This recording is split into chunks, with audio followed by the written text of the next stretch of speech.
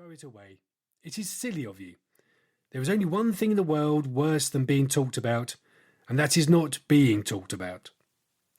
A portrait like this would set you far above all the other men in England, and make the old men quite jealous, if old men are ever capable of any emotion.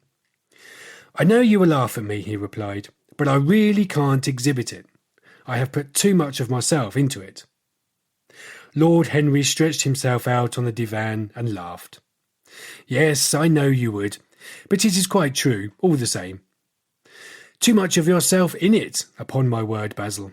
I didn't know you were so vain, and I really can't see any resemblance between you and with your rugged, strong face and your coal-black hair, and this young Adonis, who looks as if he was made out of ivory and rose leaves. Why, my dear Basil, he is a Narcissus. And you, well, of course you have an intellectual expression and all that. But beauty, real beauty, ends where an intellectual expression begins.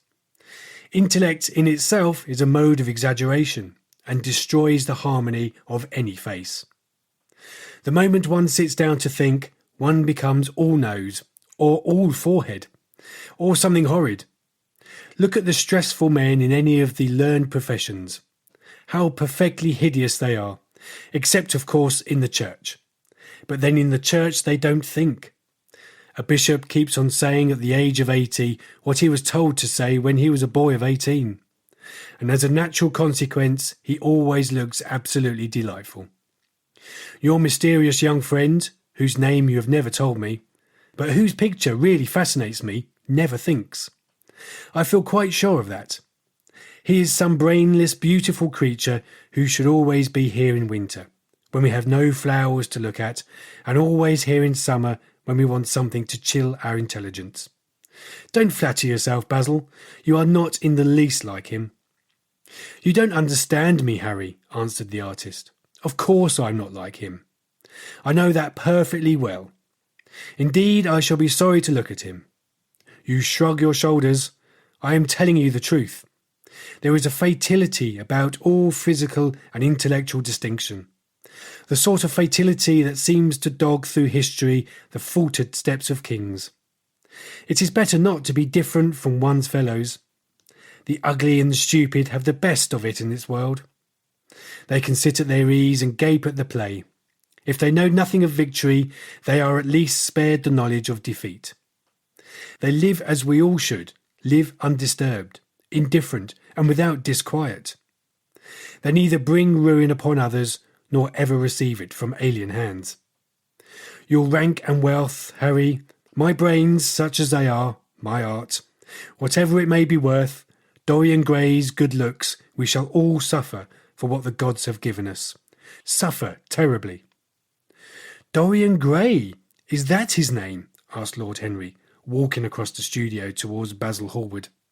Yes, that is his name. I didn't intend to tell you. But why not? Oh, I can't explain. When I like people immensely, I never tell their names to anyone. It is like surrendering a part of them. I have grown to love secrecy. It seems to be the one thing that can make modern life mysterious or marvellous to us.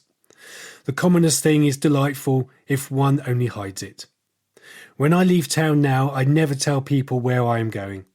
If I did, I would lose all my pleasure. It is a silly habit, I dare say, but somehow it seems to bring a great deal of romance into one's life. I suppose you think me awfully foolish about it. Not at all, answered Lord Henry. Not at all, my dear Basil. You seem to forget that I am married, and I am the one charm of marriage is that makes it a life of deception absolutely necessary for both parties. I never know where my wife is, and my wife never knows what I am doing. When we meet, we do meet occasionally. When we dine out together, or go down to the Duke's, we tell each other about the most absurd stories with the most serious faces. My wife is very good at it, much better, in fact, than I am. She never gets confused over her dates, and I always do. But when she does find me out, she makes no row at all.